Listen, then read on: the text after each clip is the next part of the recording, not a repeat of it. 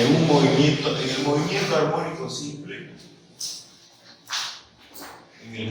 armónico simple, hay una analogía entre el movimiento armónico simple y el movimiento circular. ¿Ya? Entonces acá tenemos, por ejemplo, mi en X. Tengo mi en X y tengo un elemento, una masa que está generando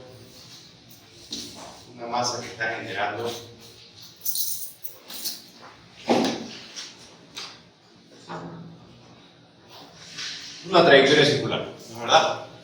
Pero en realidad el movimiento armónico simple está referido a todo fenómeno que tenga que ver con una oscilación, pero no cualquier oscilación.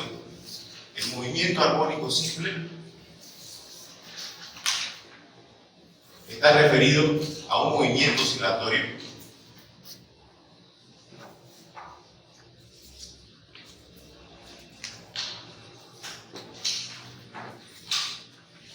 pero ese movimiento oscilatorio tiene la característica especial de que la amplitud y el periodo son constantes.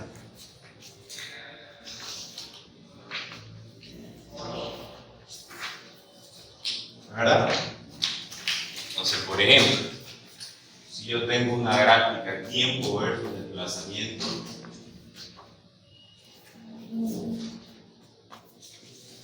aquí tendríamos el tiempo y aquí tendríamos el X desplazamiento del tiempo. Fíjense ustedes de que, por ejemplo, el movimiento armónico simple podríamos llamarle a esta oscilación, porque fíjense de que el límite superior y el límite inferior nos está marcando la amplitud, ¿verdad? Esta sería la amplitud. Cuando X es igual a la amplitud se encuentra en este punto y el periodo está referido al punto o está referido a una oscilación completa. Y habíamos dicho nosotros que para completar una oscilación teníamos que completar 4 amplitudes. Tenemos 1, 2, 3, 4, entonces aquí tendríamos una amplitud. Esto es referido en tiempo, segundos, por ejemplo, minutos, por ejemplo. Entonces, fíjense que si nosotros vamos marcando también la amplitud y el tiempo en el que se completa un periodo, vamos a tener exactamente la misma medida, viéndolo gráficamente. Y este es un movimiento oscilatorio, pero un movimiento oscilatorio particular, que tiene amplitud y periodo constante, porque también podríamos tener un movimiento oscilatorio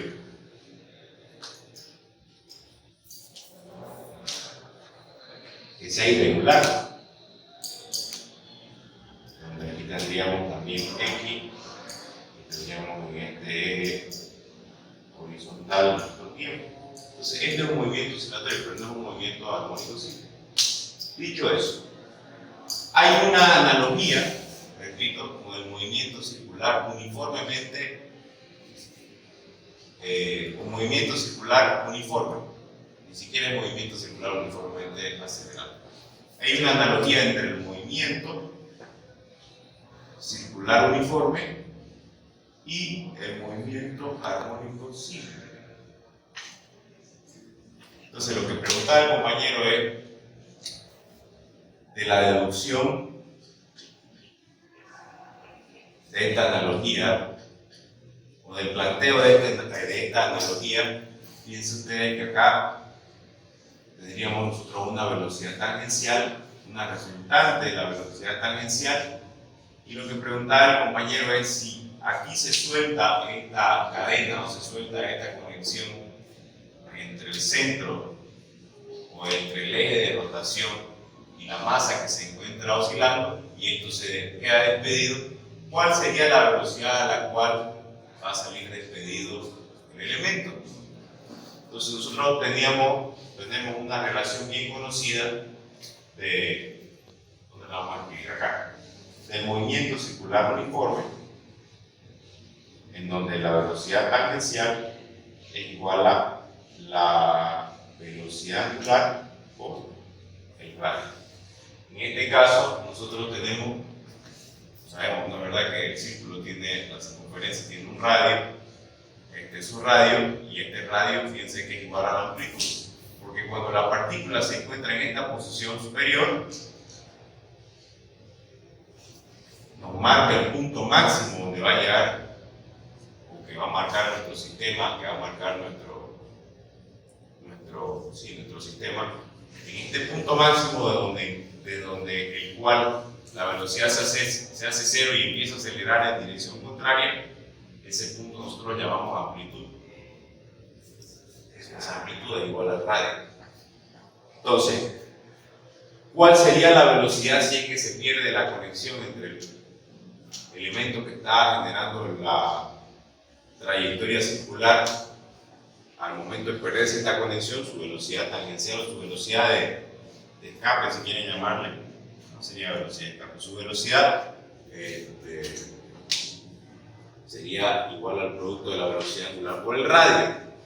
Aquí se está generando una velocidad angular.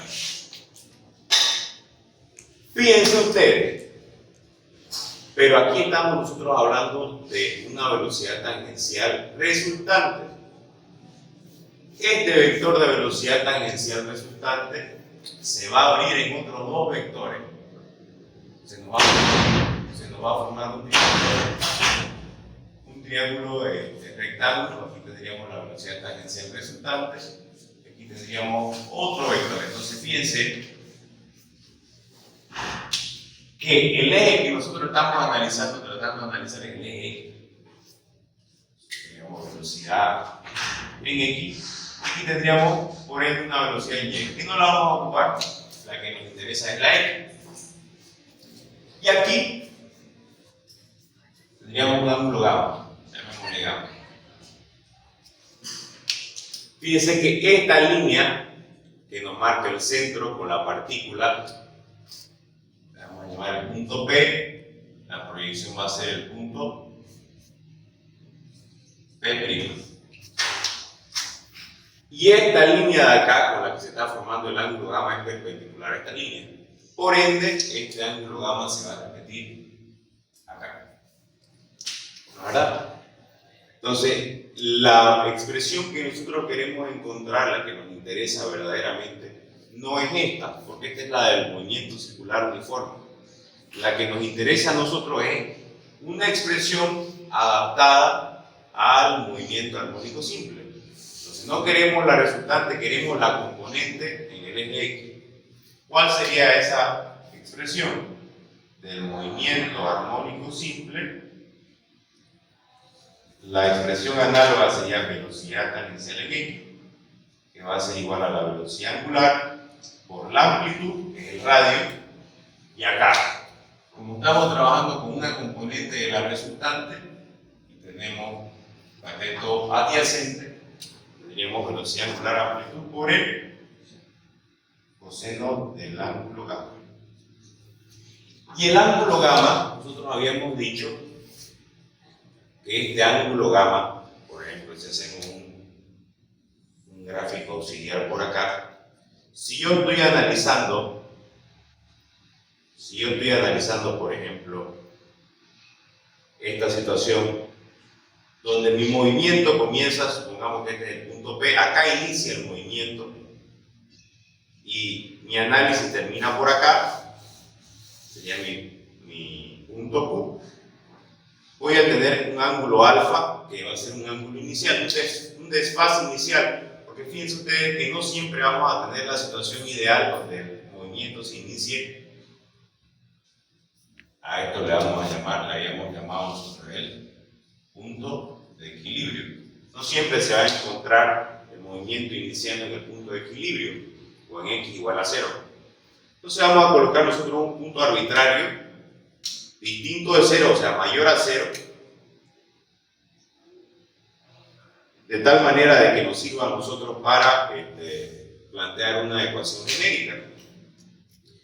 Y si el movimiento, acá estamos, P para tiempo igual a 0, Q vamos a tener un tiempo igual a delta tiempo o tiempo 1, y esta otra fracción le vamos a llamar tita. De tal manera que gamma va a ser igual a alfa más tita. ¿Y qué va a ser tita? Como ya estamos analizando el movimiento entre P y Q, tita va a ser igual a la velocidad angular por el tiempo. Fíjense que esta expresión es bien, todas estas expresiones del movimiento circular uniforme son análogas, esto sería el movimiento circular uniforme, análoga a otra expresión muy conocida por ustedes, que igual X es igual a la velocidad por el tiempo. Esto es del movimiento rectilíneo uniforme. Solamente que acá lo que estamos cuantificando no es una longitud, sino es un ángulo. Entonces, gamma va a ser igual a alfa más tita, y habíamos dicho que tita era igual a velocidad angular por el tiempo. Entonces, tita va a ser igual a alfa. A alfa le vamos a llamar nosotros desfase inicial o ángulo inicial más velocidad angular por el tiempo. Entonces reemplazamos en nuestra expresión de velocidad tangencial en X, nos queda velocidad tangencial en X, va a ser igual a velocidad angular por amplitud por el coseno de alfa, que es el desfase inicial, más velocidad angular por tiempo. Esto va a estar en velocidad tangencial en X, que es una velocidad, estamos hablando de desplazamiento lineal. Entonces esto estaría en, por ejemplo, metro sobre segundo, o podría estar en cualquier otra unidad, ¿no? Pero en sistema internacional sería en metro sobre segundo. ¿Hasta ahí está bien? ¿Qué más hay acá con respecto a su pregunta? Fíjese usted de que si yo corto, lo que estaba planteando su compañero era cortar esta conexión entre la partícula que se encuentra describiendo la circunferencia y el eje de rotación. Ahorita analizamos el punto de vista de la velocidad, ¿no es verdad? ¿Qué velocidad tendría si es que se corta? Si se corta en este punto P, la velocidad va a ser velocidad angular por radio. Y la trayectoria que va a llevar el cuerpo, que va a tomar el cuerpo, va a ser la trayectoria de la velocidad tangencial resultante, o sea, sería en esta dirección. Si se cortara la conexión en este punto, la trayectoria sería esta. Si se cortara la conexión acá, la trayectoria sería esta. ¿Verdad? Entonces, en todo momento, la velocidad en cuanto a su magnitud o en cuanto al módulo de la velocidad va a ser igual a velocidad angular por el radio, pero la dirección va a estar definida por la posición, ¿verdad? La posición en donde se encuentra. Esa posición está definida por el ángulo θ que estamos marcando en el proyecto. ¿Qué más hay? Si hablamos de fuerzas, por ejemplo, si este elemento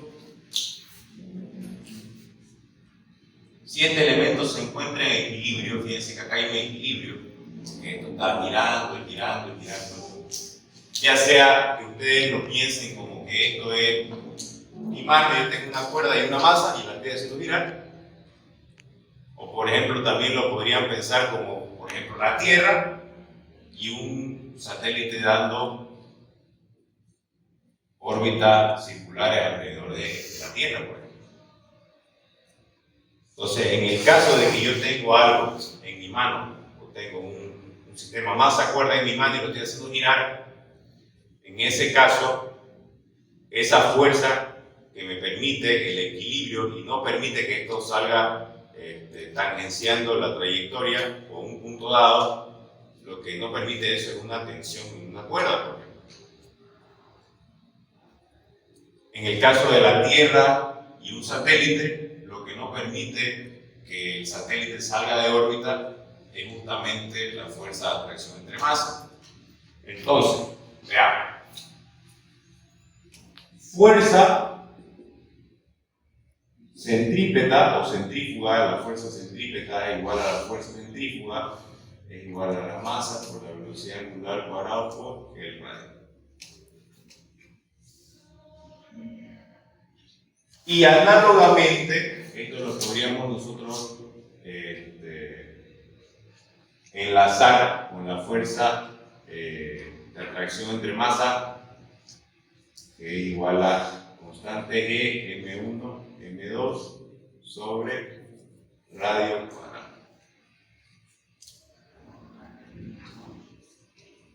En el caso, por ejemplo, de que esta fuerza centrípeta esté dada por una cuerda, por el equilibrio que existe en una cuerda, un elemento que esté generando una tensión, podríamos nosotros determinar esa tensión.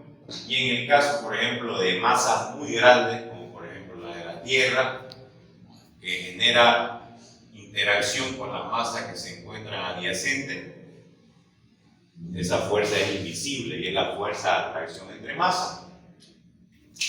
Voy a hacerle una pregunta. ¿Quién me puede contestar? Por 5 puntos para el examen. Ocupemos esta expresión de acá. Piensen en esta expresión de acá. Fuerza de atracción entre masas es igual a la constante de Cavendish, o la constante de gravitación universal. El producto de la masa dividido entre el radio al cuadrado. Vamos a colocarlo, vamos a hacer unos cuantos diagramas para visualizarlo mejor. Imagínense el Sol. Imaginémonos a través de esta fórmula de interacción del Sol y la Tierra. Del Sol y de la Tierra. ¿Cómo podríamos nosotros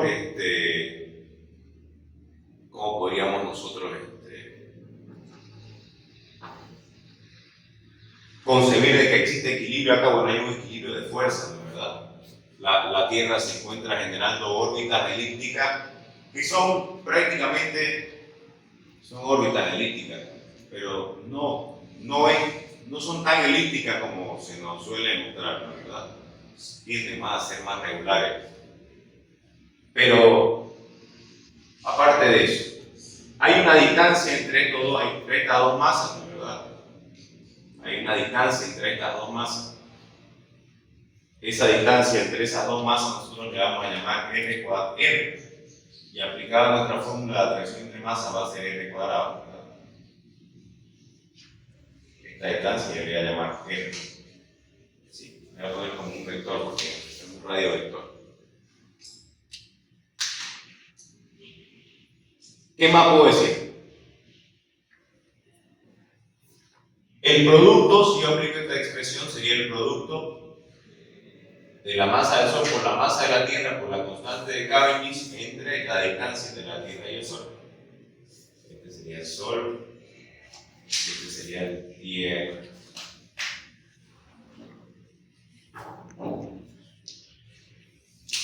Les voy a hacer una pregunta. Imagínense ustedes, piensen que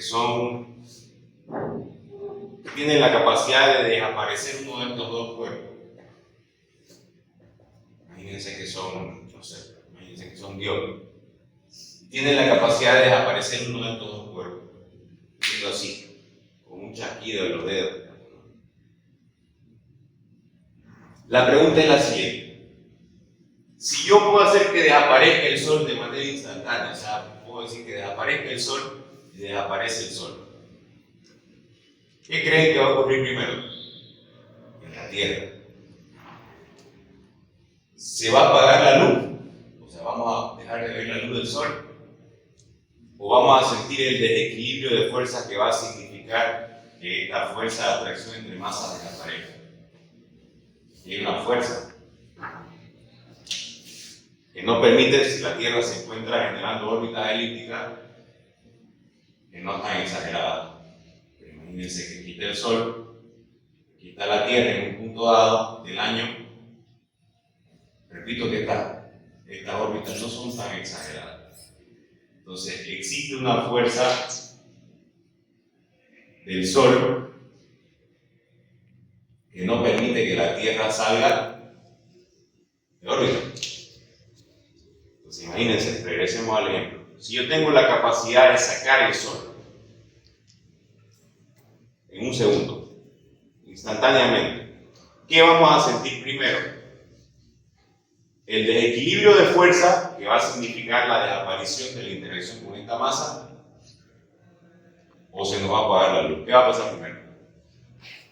¿Y por qué? Sentimos el desequilibrio de fuerza porque, para empezar, la luz todavía hay rayos del Sol viajando por el espacio y eso toma tiempo en llegar a la Tierra, entonces no sería inmediato el corte de luz.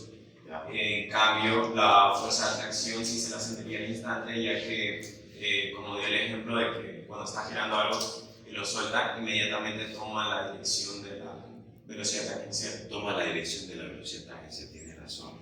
Pero hay una manera en la que lo podemos explicar, está perfecto lo que está diciendo. Fíjense, vamos a desarrollarlo un poco más el ejemplo.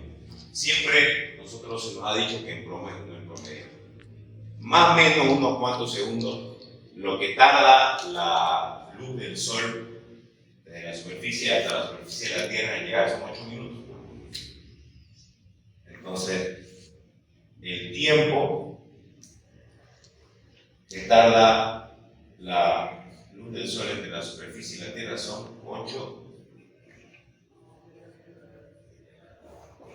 minutos. La velocidad de la luz se le llama la constante de la velocidad de la luz. Más allá de C, no se puede ir más allá de la velocidad de la luz. Entonces, eso se estudia un poco más a fondo en relatividad. En realidad, eso se estudia a fondo en la relatividad, porque hay una interacción entre la masa y la velocidad, de tal manera de que, conforme nosotros nos vamos acercando a la velocidad de la luz, la masa crece hasta el infinito, y también hay una interacción con el espacio y el tiempo. Entonces, la constante de la velocidad de la velocidad de la luz es 3 por 10 a la 5 metros sobre segundo. 300.000 kilómetros sobre segundo. 10 a la 6 es 1 millón. Para 300.000, 100.000 sería 10 a la 5. Sería 3 por 10 a la 5 kilómetros por segundo.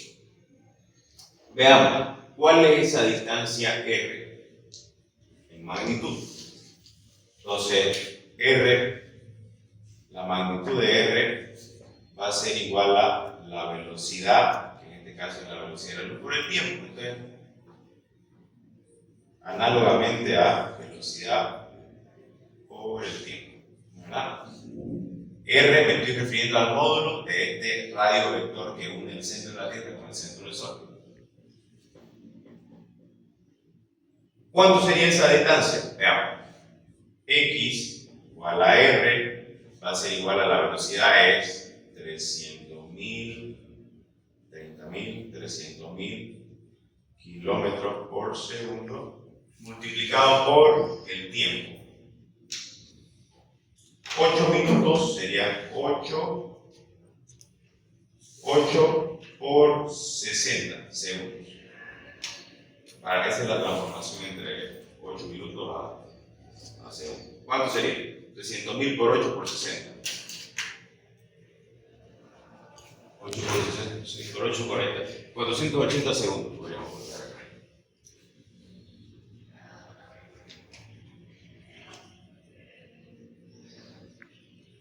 ¿Cuánto sería esa distancia?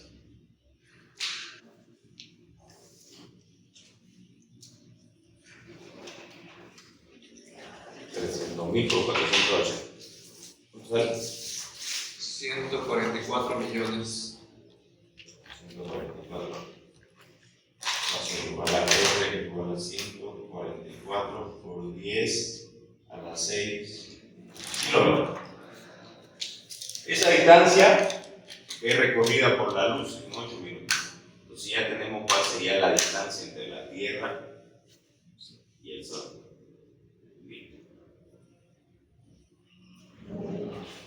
Si yo quito el sol, entonces ya tengo por seguro de que a los 8 minutos de que quité el sol, a los 8 minutos que yo retiré el sol, a los 8 minutos se nos va a apagar la luz. Ahora la pregunta es si voy a sentir el equilibrio de fuerzas antes de esos 8 minutos. De repente ya estamos muertos, o de repente tenemos la capacidad de ver cómo se apagó la luz. Pero fíjense que la expresión de Newton, ya determinamos cuál es esta R cuadrada, ¿no es verdad? Para la distancia, para determinar la fuerza de atracción entre masas. Fíjense ustedes, esta expresión de acá no tiene ninguna ligación con el tiempo, no es una función del tiempo, es una función de la distancia. Entonces quiere decir que esta expresión se aplica de manera instantánea.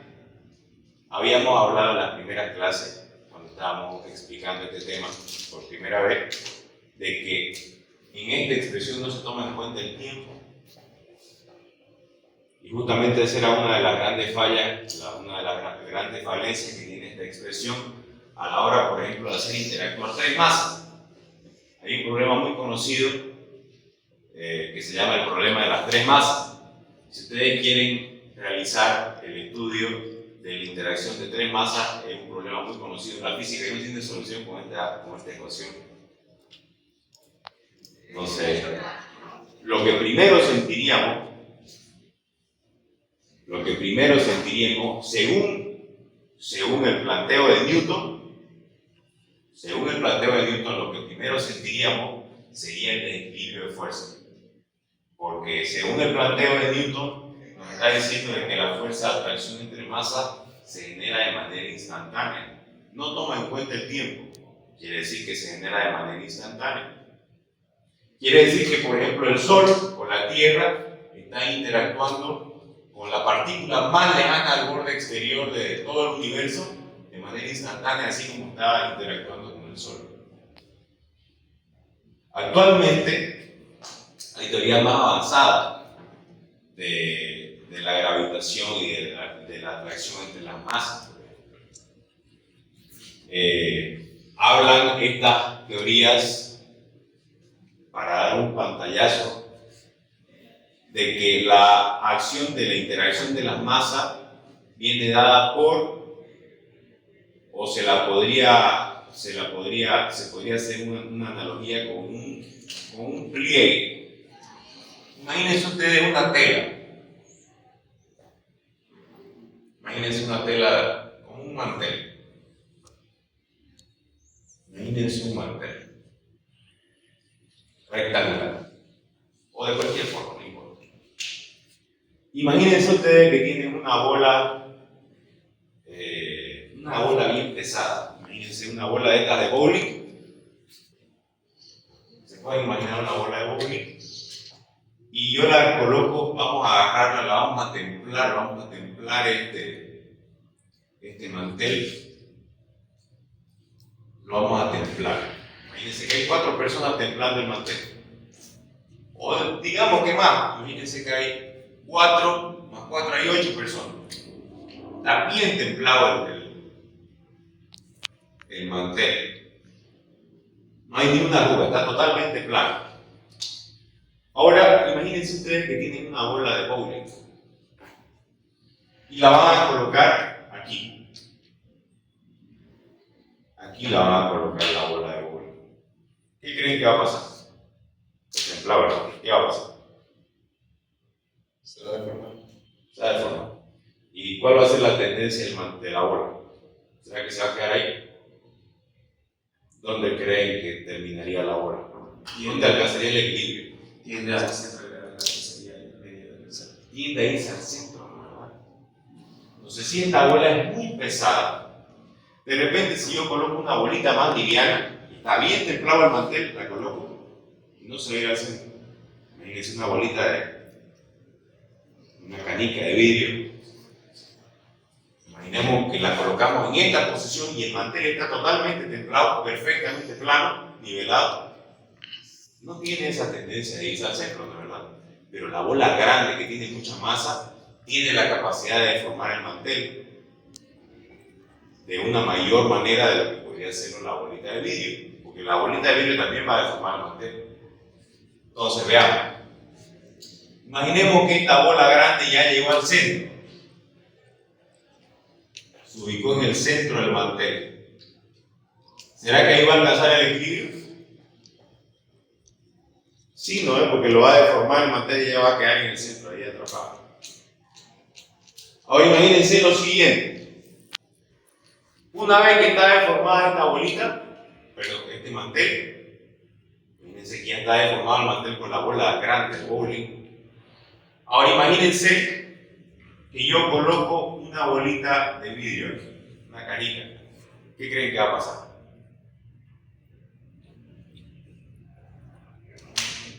¿Será que se va a quedar ahí? Como en la primera instancia. Por la deformación que creó la bola más grande, se va. Por la deformación exactamente que creó la bola más grande, en este pliegue, la bolita va a tender a acercarse, va a tender la bolita a caer dentro de la deformación que generó la bola grande. Coloqué la bola grande, deformó el mantel y ella se dispuso en el centro. Coloqué la bola pequeña y por el efecto que generó la bola grande, va a generar que esta bolita tienda a ir hacia el centro también. Ahora hagamos otro experimento. Imaginemos que en vez de colocarla a la bolita, simplemente disponerla en esa posición, imagínense que yo le doy una velocidad tangencial. Una velocidad de ingreso a la bolita en este mismo mantel. ¿Qué creen que va a pasar? En vez de colocarla aquí, ¡pum!, la tiro en esta dirección. ¿Qué va a pasar? Imagínense el mantel. Ya está deformado el mantel y la bolita, el mantel, ¿verdad? La bolita la voy a tirar de la esquina, la voy a tirar por la esquina, como tangenciando. ¿Qué creen que va a pasar? ¿Será que va a ir de largo la bola?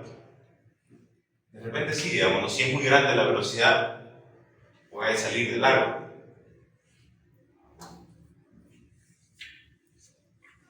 ¿Qué creen que pasaría?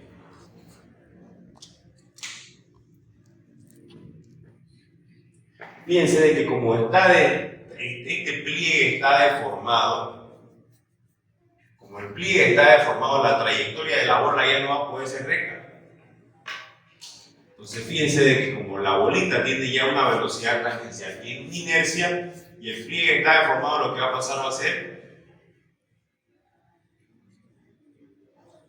que va a empezar a orbitar la masa más grande. ¿De manera infinita? No, porque cada una de las órbitas se va haciendo más cortita. ¿Hasta qué? Es un experimento que pueden hacer ustedes en su casa. Agarran un mantel, algo bien pesado, y tiran la bolita, van a ver que. Y cuando se acabe la energía, ¿qué va a pasar? Vamos a llegar al mismo punto en donde la bolita va a terminar cayendo cerca de la masa más grande. ¿Qué quiero decir con esto? Esta analogía es la analogía de la deformación del espacio y el tiempo. ¿Qué nos dice esto? Elementos masivos, elementos con mucha masa, deforman este pliegue que nosotros le llamamos espacio-tiempo. Este pliegue nosotros le vamos a llamar el pliegue del espacio y del tiempo. Cuando hay elementos que tienen mucha masa, ellos deforman el espacio y el tiempo, y está comprobado. Incluso hay experimentos ópticos en donde haces de luz, imagínense un haz de luz. Imagínense que tienen una linterna. Si yo apunto la linterna en esta dirección, ¿para dónde va a salir el haz de luz? En la misma dirección, ¿verdad? Cuando existe una masa muy grande, por ejemplo la masa del Sol o algún elemento sumamente grande, está demostrado que la trayectoria de los haces de luz, imagínense que esta es la fuente de luz, la trayectoria de este haz de luz tiende a curvarse. ¿Dónde se puede observar eso? Ese fenómeno es altamente observable en los agujeros negros. ¿Qué es un agujero negro? Un agujero negro es una concentración, nosotros decimos infinita porque no sabemos cuál es la magnitud, pero un agujero negro es una concentración gigante de masa y de energía, o en realidad de energía, de masa. Es un elemento altamente que tiene una concentración de masa altísima, ¿no es verdad? De tal manera de que si ustedes en algún punto están haciendo alguna observación con un telescopio y observan de que la trayectoria de la luz no tiene lógica, digamos, ¿no? Es como que no tiene congruencia, si parece no haber nada, y estamos viendo que la luz se está deformando, que la luz no está teniendo la trayectoria que debería tener, podemos tener por seguro de que en ese punto existe un elemento masivo que está desviando la trayectoria de la luz. Y ese elemento masivo muy probablemente es un agujero negro. ¿Qué es un agujero negro? Es una concentración infinita de masa en un punto muy chiquitito. ¿Y qué es la masa? La masa es lo mismo que energía. Hay un equivalente entre masa y energía. Entonces es una concentración de masa o energía sumamente densa que es inclusive capaz de deformar el espacio-tiempo de tal manera que es observable la dislocación de la trayectoria de la luz. Entonces, regresemos a nuestro modelo. Este es un modelo ya más moderno acerca de lo que se piensa de la atracción de los cuerpos. Entonces, lo que nos dice la física moderna es de que cuerpos masivos deforman el pliegue del espacio y el tiempo. Al haber esa deformación entre el espacio y el tiempo, las masas adyacentes tienden a los cuerpos más grandes. ¿Se acuerdan que yo les decía la verdad? Si nosotros estamos analizando, por ejemplo, la Tierra, y yo colocaba una partícula en este punto, ya tendríamos la distancia X y aquí tendríamos, la verdad, el radio terrestre. Cuando nosotros aplicamos, por ejemplo, fuerza G es igual a G, M del cuerpo, M de la Tierra, sobre radio terrestre más X elevado al cuadrado. Y cuando nosotros igualábamos fuerza G con fuerza igual al producto de la masa por aceleración, sería masa cuerpo por aceleración igual a G, mc, m tierra, sobre el radio terrestre más X elevado al cuadrado. Y se iba, ¿no es verdad? La masa del cuerpo y la masa del cuerpo se cancelaban. Y yo les decía, ¿por qué ocurre eso? Porque la masa del cuerpo es la que se está acelerando hacia la masa de la Tierra. Yo digo los americanos le llaman statement. Yo siempre doy ese statement, siempre digo eso, porque ya yo entiendo de que el cuerpo más chico es el que tiende al cuerpo más grande, a través de este razonamiento. Entonces siempre les digo, la masa más chica es la que tiende al cuerpo más grande. Tiene lógica, fíjense. Imagínense que yo me vuelvo loco y ya entro por la ventana. ¿Qué va a pasar? ¿Yo me voy a caer a la Tierra o la Tierra va a venir a mí? Va a caer en la Tierra. Yo voy a caer a la Tierra, porque yo estoy tendiendo a la masa más grande. El pliegue del espacio y del tiempo está deformado de tal manera que la Tierra me va a traer a mí, no yo a la Tierra. ¿Verdad? Entonces fíjense que ya es un planteamiento más moderno acerca de lo que vendría a ser la atracción de los cuerpos. Ahora imagínense ustedes, sigamos con nuestro ejemplo. Dado este modelo, en donde existe una masa que está dislocando el espacio y el tiempo, ¿qué creen ustedes que va a pasar primero? Imagínense que esta masita que está generando órbita en la Tierra y esta otra es el Sol. Si yo soy Dios y saco el Sol, ¿qué va a pasar primero? ¿Va a desaparecer la luz o vamos a sentir el desequilibrio de fuerza? ¿El desequilibrio de fuerza? ¿Segurísimo? Habría que hacer el experimento, ¿no? Habría que hacer la prueba para saber. Fíjense de que si yo retiro un cuerpo, por ejemplo, si yo me imagino un mantel, y me imagino este experimento, y de repente la saco la pelota pesada del pliegue, es como que se van a sentir ondas, ¿no es verdad? O sea, hasta que otra vez vuelva a equilibrarse el pliegue, es como que va a haber un reacomodo de este espacio-tiempo. Yo también pienso que sería antes que el efecto de que se apague la luz. Yo pienso que también el efecto del equilibrio de fuerza sería perceptible, ¿no? Entonces, eso. Ese es un pequeño repaso partimos acá con lo que es la velocidad tangencial. ¿Qué duda tiene usted? Me hace todo eso.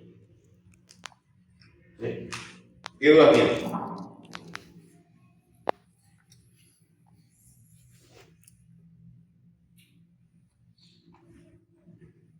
Le voy a dictar un ejercicio y vayan pensando en sus dudas.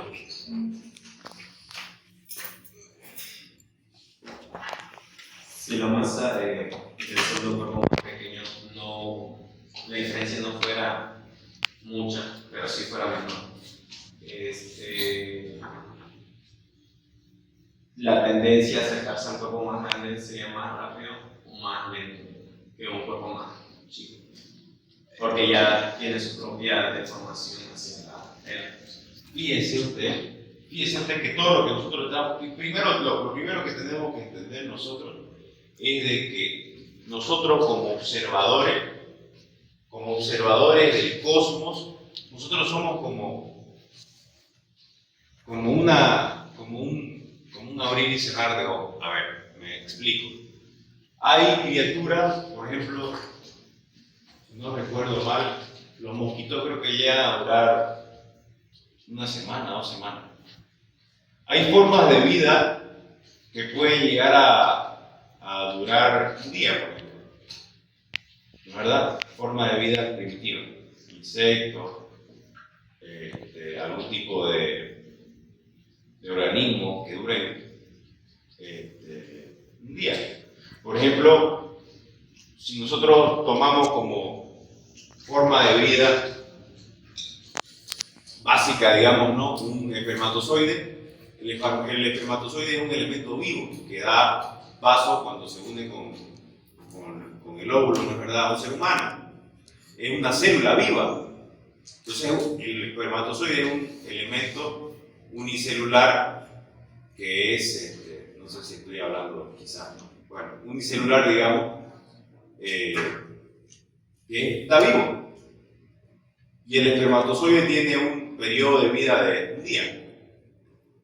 Me parece que es menos si es que está en condiciones de temperatura que no sean favorables, pero por lo general dura un día, 2 días. Si nosotros comparamos nuestra vida con la vida de un espermatozoide, o sea, la vida de un espermatozoide es como un abrir y cerrar de ojos, solo un día. Seguramente hay otros organismos vivos que tienen también un periodo de vida similar, un día, 2 días, horas. Entonces, de la misma manera, para la vida de los cuerpos celestes, la vida que tenemos nosotros los seres humanos es insignificante. ¿No es verdad? Entonces, nosotros ahora lo vemos todo en equilibrio y todo estático, vemos de que no hay ningún, o sea, por ejemplo, yo nunca he visto caer un meteorito, pero la Tierra tiene 5.000 millones de años. Entonces, cuando existe una interacción tal entre los cuerpos, de tal manera de que la colisión tenga que ser inminente, la colisión va a ser inminente. El cuerpo, si usted está hablando de dos elementos que tienen una masa que es considerable, ambos van a dislocar el espacio-tiempo, y si la inercia del cuerpo 1 y el cuerpo 2 están dispuestas para que haya una colisión, la colisión va a haber. pero ambos van a ir deformando el pliegue del espacio-tiempo. Veámoslo así. Tenemos cuerpo 1 y, por ejemplo, no sé si lo estoy dibujando, a ver, ahí, y tenemos cuerpo 2. Supongamos que este cuerpo tiene una velocidad, si lo estaríamos viendo en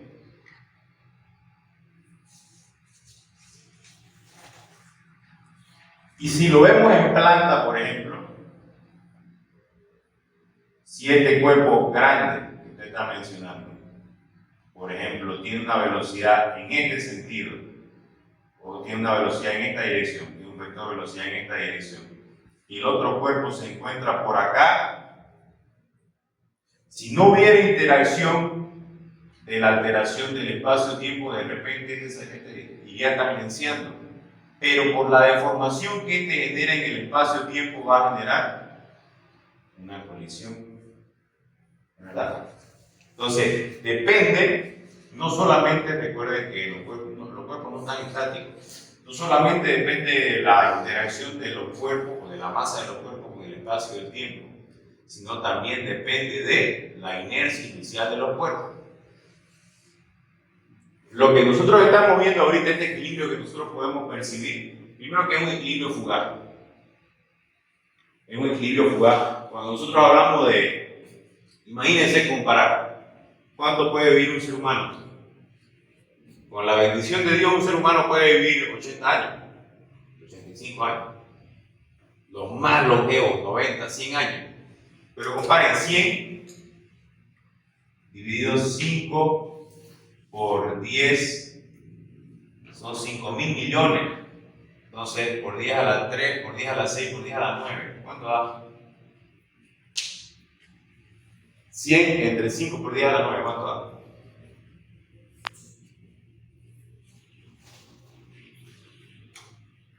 Y estoy dando el valor más bajo de la fecha de más o menos de nacimiento de la Tierra. 2 por 10 elevado a la menos 8. 2 por 10 elevado a la menos 8. Esto significa la vida del ser humano. Esa sería la relación, que sería humano, bien longevo entre la Tierra, las edades. Entonces, lo que nosotros aparentemente vemos que está en equilibrio es como ver una foto de ese árbol. Ahorita está en equilibrio. Ahorita está en equilibrio porque no está venteando. Pero 5 minutos más tarde va a ventear. Pero nosotros solo somos capaces de ver ese equilibrio porque nuestra vida es tan cortita que no nos permite ver la película, ¿me entienden? ¿No es verdad? Nuestra vida es tan corta con respecto a la vida o a la existencia de los cuerpos celestes, de que es como si estuviéramos solamente apreciando un segundo o una fracción de segundo de la existencia de estos cuerpos. Por eso es que parece que nosotros, pero si no pasa nunca nada en el universo. No, en realidad la realidad es que pasan muchas cosas, pero nuestra vida es tan corta que no lo podemos apreciar. No tenemos la capacidad de estudiarlo. ¿Me entienden? ¿Qué otra duda tienen? Este tema, por ejemplo, a mí me gusta siempre preguntar en los exámenes el desarrollo de las ecuaciones. Mientras vamos pensando en más dudas. Ya desarrollamos esta ecuación de acá. Que es la primera, ¿no es verdad?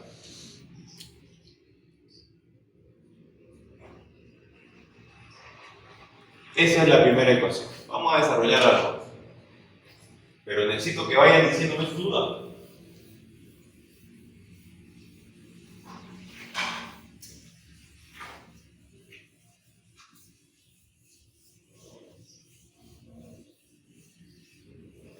¿Qué más podemos decir de esta analogía? Recuerden de que el movimiento circular uniforme nos está sirviendo como un basamento para desarrollar las expresiones del movimiento armónico simple.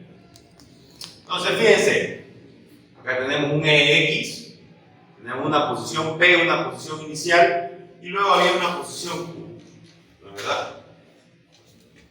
Entonces, esta vendría a ser nuestra posición Q. Para proseguir, digamos, ¿no? Para el primer ejemplo estaba bien esa posición como P, pero en este caso va a ser Q' y este ángulo va a ser el ángulo gamma, que va a estar compuesto por alfa, que es el de fase inicial, más θ. Perfecto. Entonces, fíjense ustedes que tenemos nuestro eje X y la posición de Q' está ubicada a X. X de Q, si quieren ponerle X, está a una distancia X. ¿Cuál es el mayor valor que puede tomar X?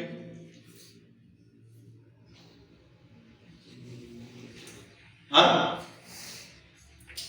El mayor valor que puede tomar X.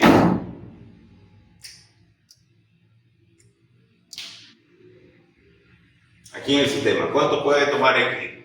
¿Cuánto puede ser el valor de X máximo?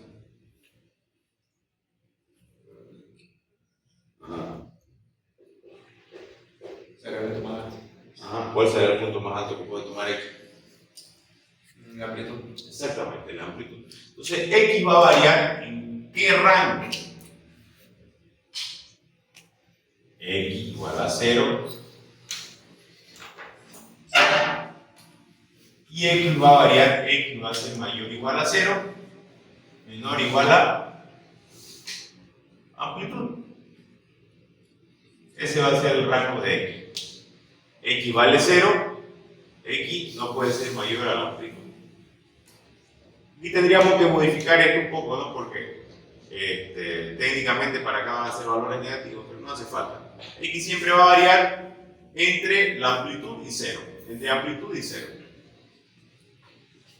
Entonces, si acá tenemos nuestro valor de X, o X de Q, si quieren llamarle X se nos forma un triángulo rectángulo. Y esta amplitud, ¿a qué es igual la amplitud? Al radio, perfecto. Entonces ya conocemos el valor de la amplitud. Y aquí se nos forma ¿qué? ¿Qué se nos forma acá? Entre X y la amplitud. El seno. ¿Ah? El seno. El seno, se forma el seno. Entonces X entre la amplitud es igual al seno ¿de qué ángulo?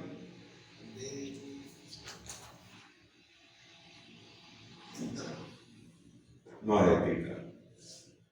El ángulo gamma. Del ángulo gamma. X va a ser igual a la amplitud por el seno de alfa más W por T. Entonces ya tenemos nuestra segunda expresión, que esta es una expresión de la posición. Esta era la primera expresión, era de la velocidad, ¿verdad? Muchas personas también le llaman que esta es la ecuación del movimiento armónico simple. Es la ecuación de la velocidad, ¿verdad? De la partícula. Y esta sería la ecuación de la posición de la partícula. ¿Qué más podríamos decir? Fíjense que acá habíamos ya hablado bastante, ¿no es verdad? Aquí hay una fuerza que nos permite, si la traemos acá, en nuestro gráfico, la figura, tenemos acá, ¿no es verdad?, nuestro punto.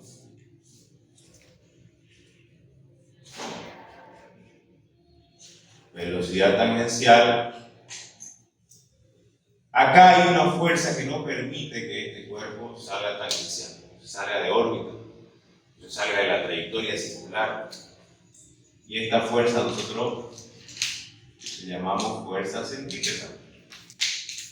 Y fíjense la particularidad de esta fuerza que forma 90 grados con la velocidad tangencial. ¿Y qué otra particularidad tiene? Aparte de formar 90 grados de la fuerza centrípeta con la velocidad tangencial, recordemos de que esta velocidad tangencial en X, por ejemplo, es este vector de acá. Lo vamos a traer. Este vector de acá está referido a velocidad tangencial resultante. Este vector de acá, velocidad tangencial en X. Vamos a traer. Y acá de la fuerza centrípeta, fíjense que se va a generar lo siguiente. La componente en X es el eje que a nosotros nos interesa bajar acá.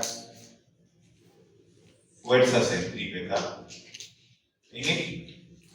Fíjense que el vector de la velocidad tangencial es un vector que está en la misma dirección, pero con sentido contrario. Es como que uno va al norte y otro va al sur.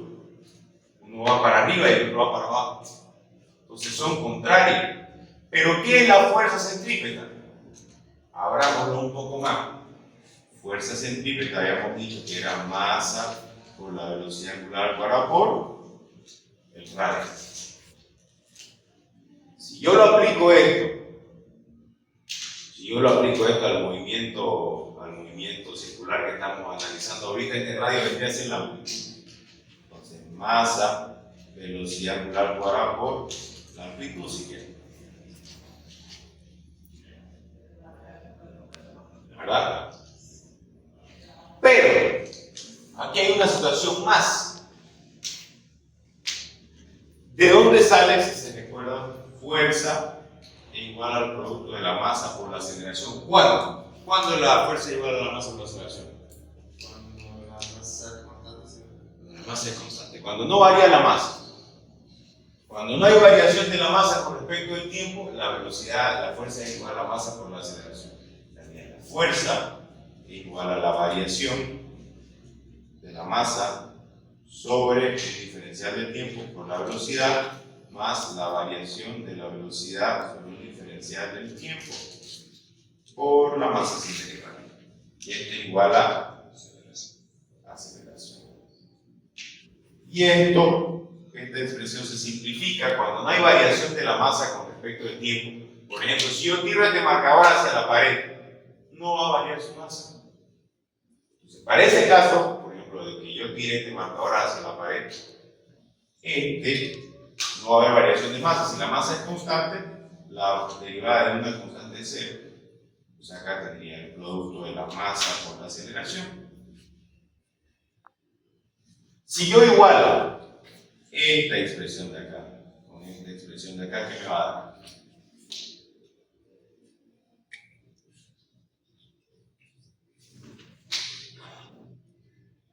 Fuerza centrípeta.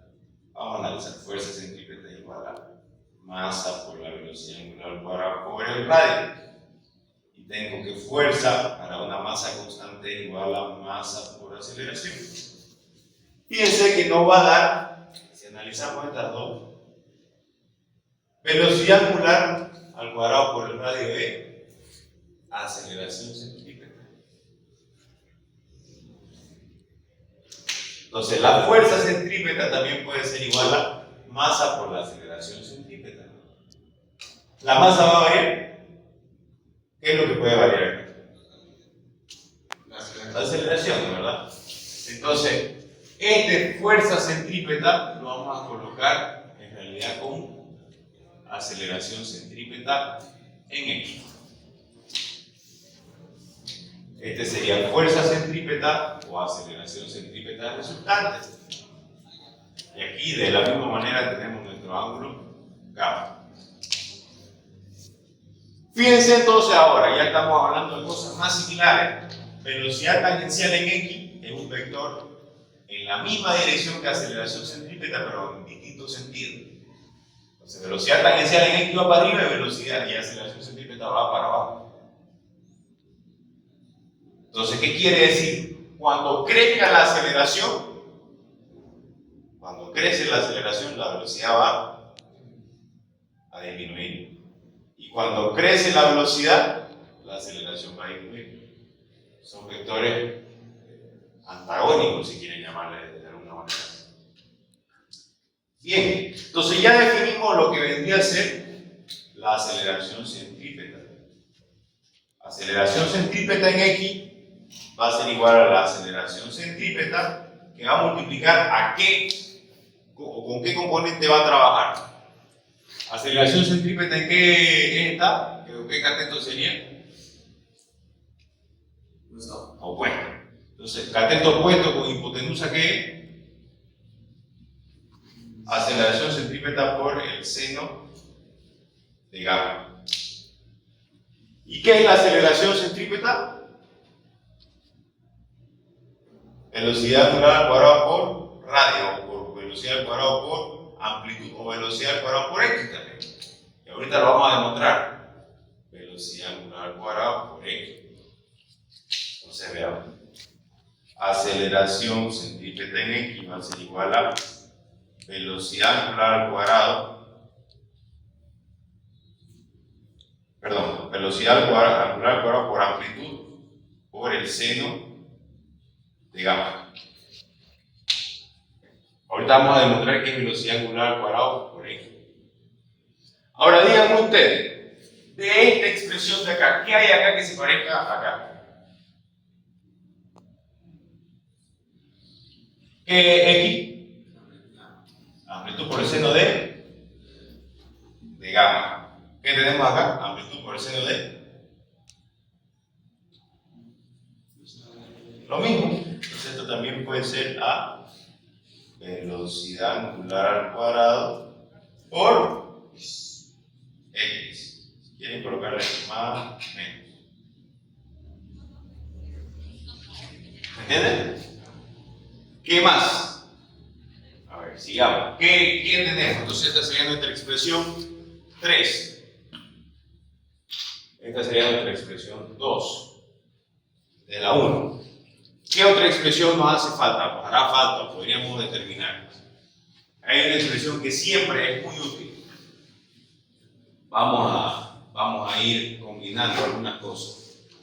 Vamos a analizar esta expresión inicial, la de la velocidad. Velocidad tangencial en x, ¿a qué va a ser igual?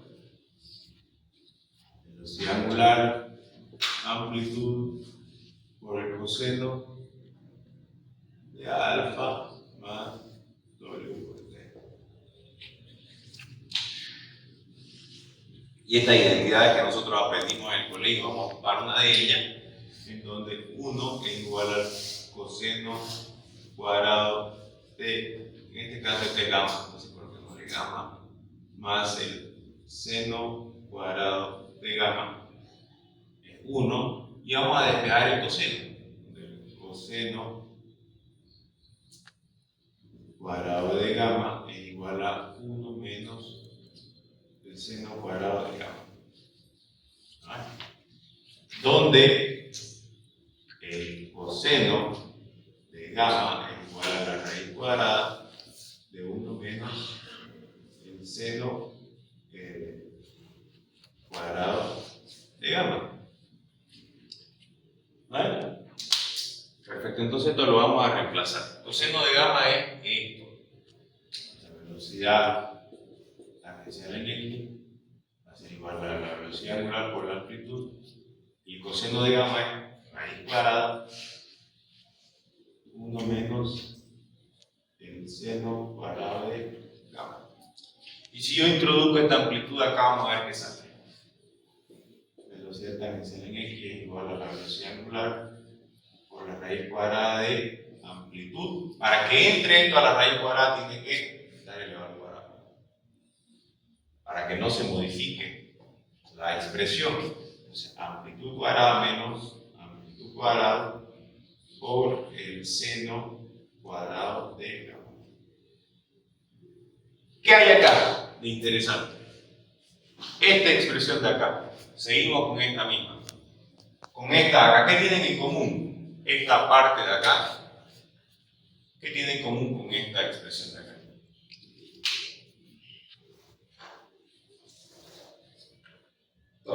Todo, pero solamente que está al cuadrado. Entonces fíjense, aquí tenemos x igual a amplitud por el seno de alfa más w por t. Esto es igual a gamma. Entonces esto sería x. Entonces la expresión nos quedaría velocidad tangencial en x es igual a la velocidad angular por amplitud cuadrada menos x cuadrado. Y con esta expresión de acá es muy fácil analizar, por ejemplo, qué pasa cuando crece la aceleración y qué pasa cuando crece la velocidad. Chequen. Me van a decir en estos puntos de acá.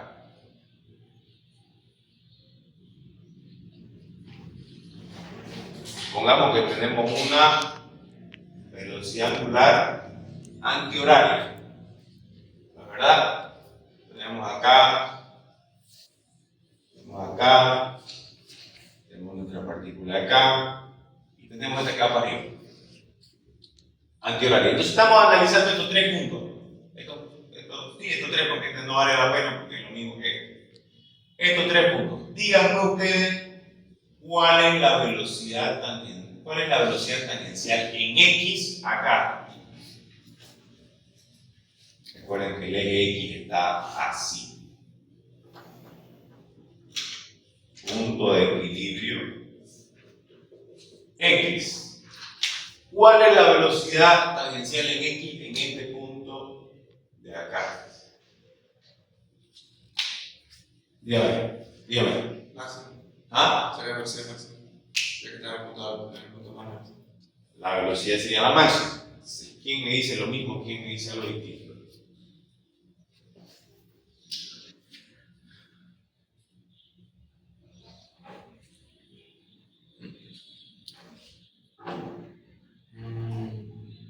La velocidad máxima sería la baja. Sería la baja, ¿verdad? ¿Por qué? Está chipado. Y esa chipadera a esta altura ya no tiene que estar porque ya la resuelve el examen.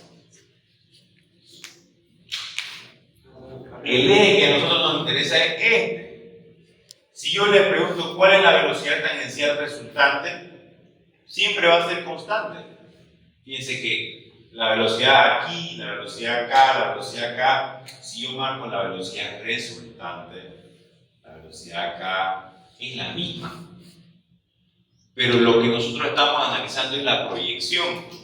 Entonces, fíjense, si analizamos este punto intermedio, por ejemplo, ¿cuál sería el valor de X, de la velocidad tangencial en X? Sería esta fracción, ¿no es verdad? Y conforme nos vamos acercando acá, se hace más chiquitito y más chiquitito. Acá este punto hace cero. No tiene proyección, la proyección es cero. ¿Entienden? Toda la velocidad aquí está yendo en Y. Velocidad tangencial resultante es igual a la velocidad tangencial en Y. Aquí no hay velocidad en X. Está en el eje perpendicular. Es como si, por ejemplo, yo estoy andando en esta dirección. Analice una persona que esté en el otro extremo del curso. Una persona allá. ¿Qué velocidad tengo yo? ¿Qué velocidad? Imagínense que este es el eje X y este de acá es el eje Y. Eje X, eje Y. Ubique un observador en el otro extremo del curso. ¿Qué velocidad en X tengo yo en relación al observador en el fondo del curso? Si estoy andando en la dirección Y. No hay velocidad. ¿Entienden, verdad? Porque estoy andando en este eje. Entonces, lo mismo ocurre acá. Acá tenemos un eje perpendicular en donde se está generando la resultante de la velocidad tangencial, pero no está afectando en el eje de estudio. Si yo, por ejemplo, analizo cuál es la aceleración acá, ¿cuál es la aceleración acá? ¿Ah? La aceleración. Si acá la velocidad es cero, La aceleración máxima. si acá la velocidad es cero, y yo voy a empezar a crecer la velocidad para llegar a ser máxima, ¿acá qué quiere decir? Que acá la aceleración se va a volver máxima. Aquí la aceleración es máxima y empieza a crecer. Pero vamos a ver, lo vamos a analizar con esta expresión de acá. Para X igual a 0. ¿Qué tendríamos? Vamos a analizar velocidad tangencial en X. Velocidad tangencial en 0. ¿Cuánto sería? Velocidad angular por amplitud cuadrada menos X. ¿Cuánto vale? 0. ¿Cuánto me da? Velocidad angular por amplitud. Para x igual a 0, o sea, acá la velocidad tangencial es velocidad angular por la amplitud. El máximo valor que puede tomar la partícula de amplitud. Esta sería la velocidad máxima.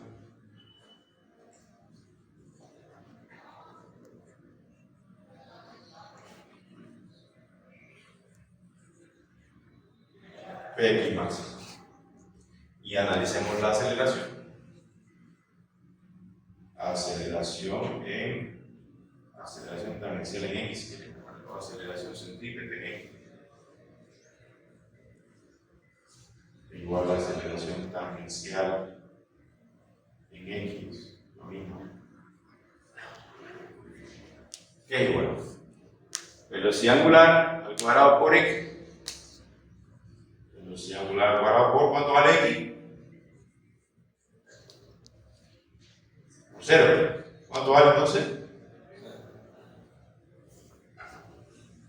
Analicemos ahora para x igual a la amplitud.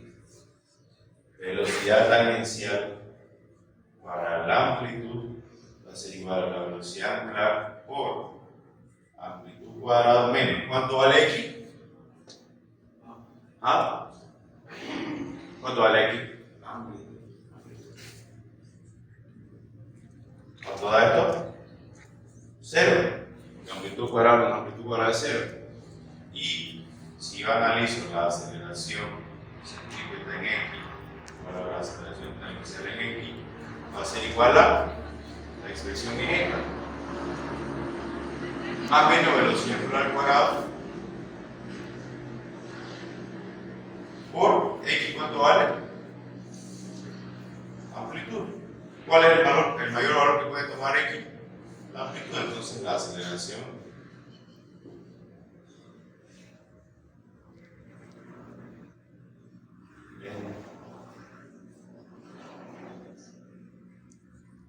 es máximo. ¿Me queda claro? Estos 4 puntos son muy importantes. En realidad no estos 4 puntos. Este análisis es muy importante.